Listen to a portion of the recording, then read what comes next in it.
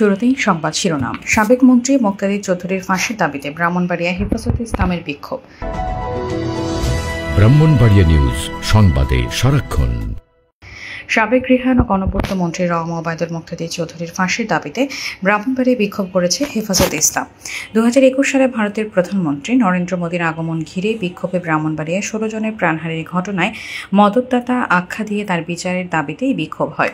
রোববার বেলা 11টায় পৌর মুক্ত মঞ্চ থেকে বিক্ষোভ মিছিল শুরু হয়ে মিছিলটি জেলা শহরের প্রধান সড়ক প্রদক্ষিণ করে কাউতলি মোড়ে গিয়ে শেষ হয়। এ সময় বক্তারা বলেন, আলেম ওলামাদের পুণ্যভূমি ব্রাহ্মণবাড়িয়াতে ওবায়দুল মুক্তাদি চৌধুরী ওলামাদের রক্ত ঝরিয়েছেন।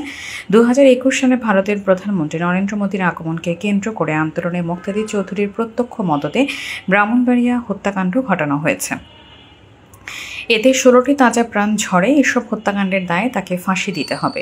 তারা আরও বলেন, 2024-এর গণ আন্দোলনে হেফাজতের নেতাকর্মীদের আত্মত্যাগের মধ্য দিয়ে অন্তর্বর্তী সরকার গঠন হয়েছে।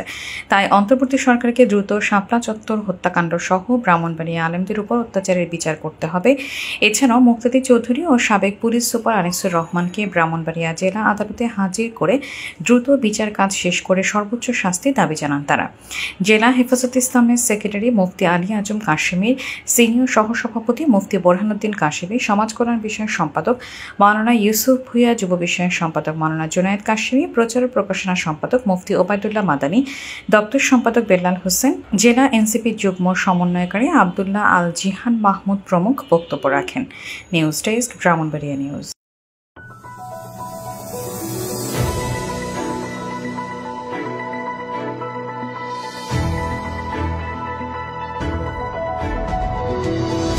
ব্রাহ্মণবাড়িয়া নিউজ, সংবাদে সারাক্ষণ।